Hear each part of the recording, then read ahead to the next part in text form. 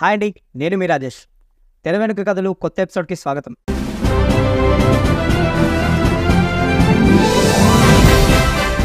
మీ melody songs కానీ మీ పాటలు కానీ ఎంత ప్రాచుర్యం పొందాయో మీ బ్యాక్గ్రౌండ్ స్కోర్కి ఒక బ్రాండ్ ఉంది.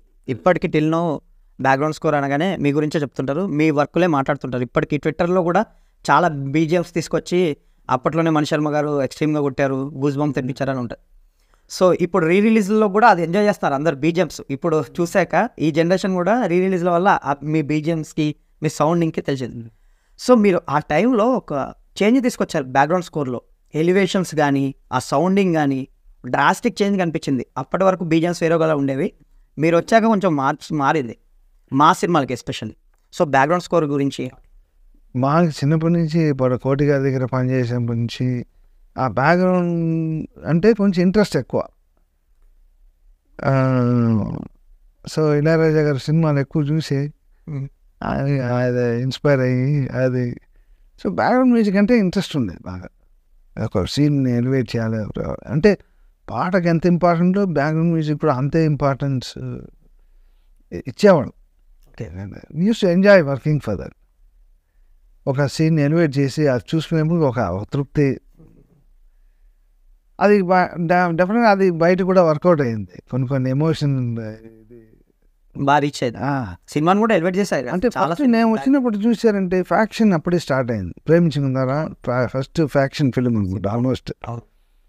అక్కడి నుంచి almost Samarasimha Reddy faction, Narasimha Reddy faction, Indra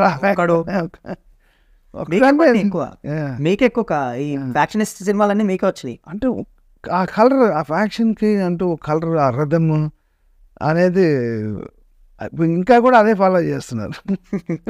so ఆ బ్యాక్గ్రౌండ్ స్కోర్ విషయానికి వస్తే స్పెసిఫిక్గా నరసింహనాయుడు, సమరసింహారెడ్డి ఉండే అదే ఇవన్నీ బ్యాక్గ్రౌండ్ స్కోర్లు బాగా మాట్లాడుకుంటారు, బాగా ఎంజాయ్ చేస్తారు.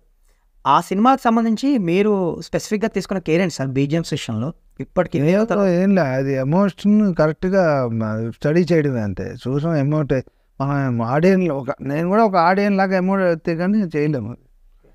ఎమోషన్ అక్కడ ఎమోషన్ తీయలేకపోతే మనం ఏం చేయలేము. అక్కడ ఉండాలి కదా సీన్లో, ఎమోషన్ లేకపోతే మన ఇక్కడ ఏం రాదు. సో మీరు పాటలు కానీ ఇప్పుడు బ్యాక్గ్రౌండ్ స్కోర్ కానీ నాదేం లేదు, ఆ సిచ్యుయేషన్స్ అవి, బట్ నేను ఇంకొంచెం బాగా చేయాలి అని అంటాను అంతే. సమరసింహారెడ్డి విషయానికి వస్తే నరసింహనాయుడు కానీ ఆ ట్రైన్ ఎపిసోడ్స్, రెండు సినిమాల్లో ట్రైన్ ఎపిసోడ్స్కి ఎక్స్ట్రీమ్ బీజియం ఉంటుంది. ఆ బీజియం మీరు చాలా ఎఫర్ట్స్ పెట్టి చేశారు. అదంతా ఎంజాయ్ చేసేసాం.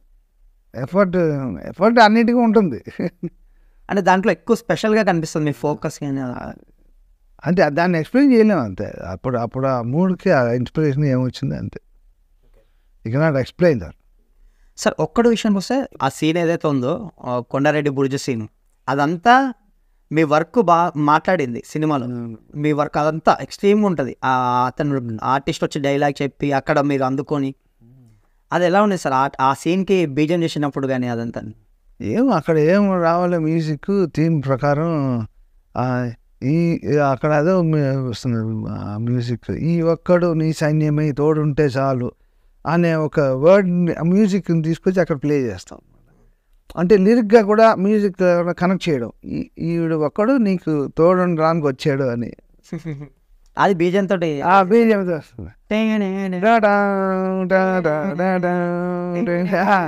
ఈ ఒక్కడు నీ సైన్యమై తోడుంటే చాలు అనే మ్యూజిక్ అక్కడ వస్తుంది. ఇలా కనెక్ట్ చేసుకుంటాం. ఆ థాట్స్ ఎలా వచ్చాయి సార్? అంటే పాటల నుంచి తీసుకొని దీన్ని కరెక్ట్ వాడుకోవాలనేది. అంటే ఇప్పుడు వాడిని, ఈ అమ్మాయిని సేవ్ చేసి లాక్కెళ్ళే పాట అది. సో వాడి థీమే అక్కడ స్టార్ట్ అవుతుంది, ఈ అమ్మాయిని సేవ్ చేసి తీసుకెళ్ళేది. So that is the theme. ఈ అమ్మాయిని సేవ్ చేయడం కోసం అంటే ఈ పాట థీమ్. సో దాంట్లోంచి ఇక్కడ స్టార్ట్ అయింది అనమాట. మీరు ఆది సినిమాలో ఒక్కడులో చెప్పబోయే చిరుగాలికి సంబంధించి చాలా ఇన్స్ట్రుమెంట్స్ వాడారు, ఫ్లూట్ ఎస్పెషల్లీ. ఆ ఫ్లూట్ మీరు వాయించిన ఫ్లూట్ని కొరియోగ్రఫీ కూడా బాగా వాడారు, ఒక సీసా పెట్టి మహేష్ బాబు గారు. అది భలే సెట్ అయింది ఆ పాట. Bottle blower. ఎస్, అది ఎలా సార్ ఆ ఫ్లూట్ కానీ ఆ ఇన్స్ట్రుమెంట్స్? అలా అంతే, ఎలాగంతే, దానికి ఏం ఎక్స్ప్లెయిన్ ఏం చేస్తాం. అంటే ఆ టైంలో మీ థాట్ ప్రాసెస్ చెప్పండి, ఆ ఇన్స్ట్రుమెంట్స్ వాడాలి అది. అంటే అక్కడ న్యాచురల్ ఇన్స్ట్రుమెంట్స్ అక్కడక్కడ అది కనుక్కుని డైరెక్టర్ డిస్కస్ చేసి ఓకే చిన్న ఒక బాటిల్ కొడుతూ స్టార్ట్ చేస్తాడు పాట అని టింక్ టింక్ టింక్ టింక్ టింక్ వచ్చి ఒక బాటిల్ బ్లోయర్ ఇలాంటి డైరెక్టర్ గారు డిస్కస్ చేసి గురుశేఖర్ గారు మీరు డిస్కషన్ చేసి సో ఆ సాంగ్స్ విన్నప్పుడు మహేష్ బాబు గారు ఇచ్చిన కాంప్లిమెంట్స్ ఏంటి మీకు ఒక్కడు ఎప్పుడు ఆ తర్వాత చాలా చేశారు అది చేసాం ఆయన ఎప్పుడు కూడా పెద్ద he knows I do the best he always had belief in me ఆ బిలీఫ్ ఆఖరి సినిమా దాకా నేను ఎప్పుడు ఇది చేయలేదు. బ్రో మీ కాంబోలో వచ్చిన ప్రతి ఆల్బమ్ బిగ్గెస్ట్ హిట్ అయింది. I don't know after that ఎవరు ఏం చెప్పారో నాకు తెలియదు, ఎవరు ఏమి ఎక్కించారో ఏంటో వాట్ హ్యాపెన్ ఆయన గాడ్ ఓన్లీ నోస్. ఆ టైంలో మహేష్ బాబు గారు మీకు ఎక్కువ ఫోన్ చేసేవారు అంటే కదా సార్ బ్యాక్గ్రౌండ్ జరిగేటప్పుడు గట్రా మీ ఎక్కువ to talk lot about films background feedback బాగా తీసుకునేవారు అండి. ఇలా ఎంజాయ్ చేసేవారు మీ టాక్ లాట్.